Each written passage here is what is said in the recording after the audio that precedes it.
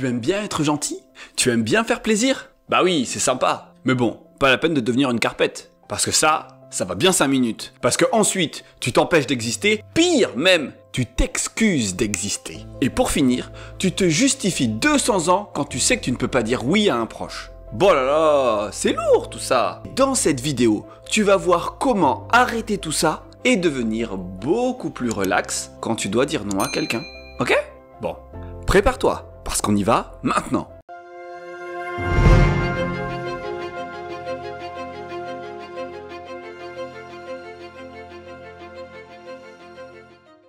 Hello, chers héros, chères héroïnes, ici Lishan, formateur, coach, spécialiste de l'hypersensibilité. J'espère que la force est avec toi aujourd'hui. Dans cette vidéo, tu vas apprendre à dire non sans te justifier et tu vas voir que c'est vraiment très simple.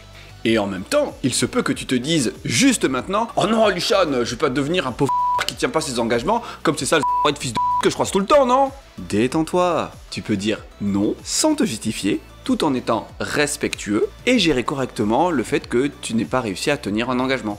Ok? Donc reste bien jusqu'au bout pour tout comprendre. On va faire ça en 2 parties. La première partie, c'est comment dire non sans se justifier. Et ensuite, la deuxième partie, ça va être que faire quand tu manques à un engagement. Donc, partie 1, comment dire non sans te justifier. Comment on va faire ça? Prenons un exemple. Un ami te demande de venir manger chez lui ce soir et toi tu n'es pas dispo. J'aime bien ce mot dispo parce que dedans il peut y avoir la notion de ne pas être disponible ou de ne pas être disposé.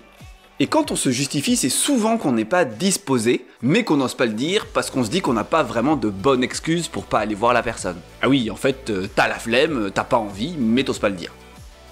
Donc, tu es invité et là tu dis je suis vraiment désolé, mais je peux pas venir, mon boss m'a donné beaucoup de boulot en ce moment, franchement, il m'exploite, hein, je te jure, c'est un truc de ouf, et ouais, j'espère que tu m'en veux pas. Donc là, c'est la totale.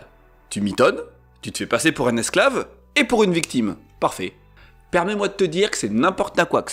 Bon, j'exagère, parce que parfois t'as vraiment un empêchement. Mais par contre, c'est là que t'en fais des caisses. Ah ouais, mais mon fils il est malade, il a vomi partout, les lasagnes de ce midi, je suis entre la serpillière et la bassine, franchement il y en a partout, c'est dégueulasse, franchement non, je vais pas pouvoir venir, c'est chaud quoi. Ça va, ton pote il t'a pas demandé de lui sauver la vie en fait, c'est juste une bouffe, donc t'as pas besoin d'en faire des tonnes. Et c'est là où ton hyper-émotivité peut vraiment te jouer des tours. Donc au lieu de te justifier, tu peux simplement lui expliquer. Ce soir, ah non je peux pas, mais une autre fois avec grand plaisir. C'est tout simple en fait. Bon, ok. J'abuse un peu, c'est pas toujours si simple. Là, j'ai vraiment pris un exemple facile. Parce que ça va dépendre des enjeux. Si c'est ta famille, un ami, des collègues ou même ton boss, bah ça se joue pas de la même façon, bien évidemment. Mais in fine, il va y avoir une composante qui va faire toute la différence. C'est la légitimité. On a vu ça dans la dernière vidéo. Si tu veux la revoir, je te la mets juste là. Quand tu te justifies, tu es sur une forme de légitimité externe. Tu souhaites que l'autre te donne raison, ou qu'il t'autorise à ne pas venir en te faisant penser que tu es dans ton bon droit, en te disant « Oh non, désolé pour toi !» Bon, t'inquiète, y a pas de problème, prends ton temps, fais ce que t'as à faire, on se voit bientôt, dès que tu peux, tu me préviens, ok? Allez, salut.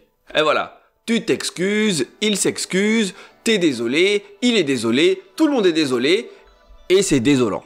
Surtout entre 2 hyper-empathes. Alors là, c'est le pompon. Le pire, c'est que si tu sors ton excuse et que finalement tu te rends compte que la personne ne va pas dans ce sens-là et qu'elle t'en veut, alors là, tu te justifies encore plus. Et je suis désolé, et je suis 3 zolé, et je suis 4 zolé. Bon, ça, c'est une chanson africaine. Mais bon, t'as compris le truc. D'ailleurs, si t'as la rêve de cette chanson, tu peux me le mettre en commentaire parce que depuis que j'ai écrit le script, bah, je l'ai tout le temps en tête et du coup, j'arrive pas à la retrouver. Bien, cela étant dit, maintenant, tu vas pouvoir passer en mode légitimité interne. Comment on fait ça? Très simple. Te dire que tu as le droit de te faire passer en premier.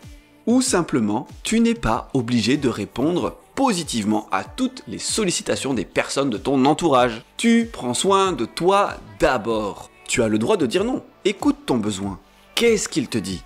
Parce que c'est ton boulot de nourrir tes besoins. C'est pas le boulot des autres. Et c'est pas ton boulot de nourrir les besoins des autres. Là, on inverse tout. Donc c'est à toi de nourrir tes besoins. Personne ne le fera à ta place. Donc, si toi tu assumes tes besoins, alors assume ta décision. Si tu dis non, c'est non. point. Après bien sûr, tu peux expliquer rapidement à la personne ce que tu vis. Ou même pas en fait. S'il faut, tu te dis juste non et puis voilà. T'as besoin de rendre de compte à personne. Bah après c'est sûr que si c'est ton boss et que tu viens pas bosser, oui, c'est important de lui expliquer. Mais par rapport aux gens de ton entourage, pas spécialement. Imagine le truc. Demain, je vais exposer pour la première fois dans une galerie. Ça fait des semaines que j'attends ça. J'espère que tu seras là. Ah, malheureusement, demain, ça sera pas possible pour moi et j'y serai pas. Mais une autre fois avec grand plaisir. Terminé. Aussi simple que ça. Ok ? Tu es légitime pour dire non. Arrête de rechercher tout le temps la validation des autres. Ok ? Assume. Je compte sur toi. Maintenant qu'on a vu ça, 2. Que faire quand tu manques un engagement ? Ah oui, le but c'est pas de devenir irrespectueux. Parce que si on compte sur toi et qu'au dernier moment tu te défiles, ou si tu dis que tu vas faire un truc et que finalement tu le fais pas, bah c'est pas cool pour les autres, c'est clair. Et même pour soi, on a envie de se dire qu'on est quelqu'un de fiable. Mais crois-moi, justifier ne changera rien. Même, en fait si, ça va empirer la situation. Parce que ça te met dans une posture de quelqu'un qui est complètement dépassé et irresponsable. Et ça craint. En faisant ça, tu n'inspireras pas du tout le respect, mais pas du tout. Au mieux de la pitié. Dans ces cas-là, excuse-toi simplement de façon concise. C'est la meilleure option. Et ensuite, propose de réparer ce qui peut l'être. Et c'est là que tu fais preuve de respect pour la personne. Parce que tu n'es pas insensible au préjudice qu'elle a pu subir. Exemple, tu as rendez-vous pour faire les boutiques avec un ou une amie. Finalement, tu es fatigué, tu t'assoupis, il se passe 1 heure, et là tu prends ton téléphone et tu rends compte que tu as 3 appels en absence. Donc directement, qu'est-ce que tu fais ? Tu appelles la personne, c'est clair. Tu vas pas faire l'autruche, ça aussi c'est pas une bonne option. Donc, tu la rappelles pour t'excuser directement. Et au lieu de dire « Oh, je suis tellement épuisé en ce moment, et puis mon boss il est tout le temps sur mon dos, et mes enfants, mais c'est comme des oufs. Et en plus j'ai reçu un message de la banque. C'est un truc de dingue en ce moment, je te jure, c'est un truc de ouf. Stop, stop. Tu te sens mal ? Et tu penses que l'autre se sent aussi mal que toi. Et c'est ton hypersensibilité là qui s'exprime. Je vais être cash. Il est fortement possible que tout ce que tu lui racontes, la personne, elle en a rien à faire. Imagine, elle a été oubliée et maintenant elle devient le bureau des pleurs. Il se peut que ça n'ait aucun sens pour elle. Elle a pas envie d'entendre ça en fait. En plus, implorer la pitié de nos amis de façon détournée, ce n'est jamais un bon plan. Sois plus direct et constructif. Ah, je suis vraiment désolé, je me suis assoupi. Ouais. Donc si c'est encore temps, bah, je peux venir, je suis là en 15-20 minutes max, et en arrivant je te paye un verre. Ça le fait ? Voilà ce que tu peux faire. Et si c'est trop tard, propose une autre date avec un petit élément de compensation. Ah, mince, trop tard. Ok. Est-ce qu'on peut faire ça samedi prochain ? Et c'est moi qui viens te chercher. Comme ça, je suis sûr de pas oublier. Tu m'envoies juste un petit texto et puis c'est tout bon. Ça te va ? Ah cool. On fait les choses bien, tranquillement, de façon directe et constructive.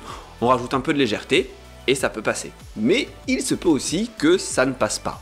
Il se peut que ça ne passe pas parce que ton ami s'est senti vexé ou blessé.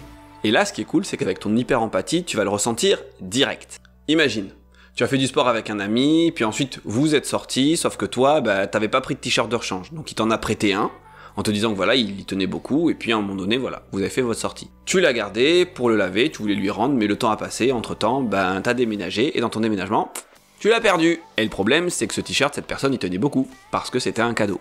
Donc là c'est pareil, tu peux t'excuser et demander ce que tu peux faire pour réparer. Et ensuite, écoute ton ami. Ça te permettra d'évaluer le préjudice pour lui ou pour elle. Et une fois que tu as terminé d'écouter, demande-lui ce que tu peux faire concrètement en fonction de ce qui dépend de toi et qui bien sûr est réalisable. Ne te mets pas dans une position dangereuse ou invraisemblable. Ok ? En conclusion, tu peux dire non sans avoir besoin de te justifier. Sens-toi légitime dans ta décision ou quelque part dans ton erreur. Explique de façon concise et fais au mieux pour réparer s'il y a eu un préjudice. Ok ? Bueno. Maintenant, tu as toutes les clés pour te sentir libre de refuser sans te justifier, tout en composant bien sûr avec ton hypersensibilité. Encore un grand merci à toi Asna pour cette idée de vidéo. Et maintenant, cher abonné, je m'adresse à toi. Si tu as des idées de sujets, des choses qui peuvent te tenir à cœur, n'hésite pas à me les mettre en commentaire, je lirai avec attention et ça pourra devenir bien sûr le sujet d'autres vidéos. Pour la prochaine vidéo, je te prépare un nouveau format, une méditation guidée. J'espère que ça va te parler. Donc si tout ça te plaît, je t'invite à liker. Si tu penses que cette vidéo peut aider quelqu'un, je t'invite à la partager. Prends bien soin de toi, que la force soit avec toi et je te dis à très vite. Salut!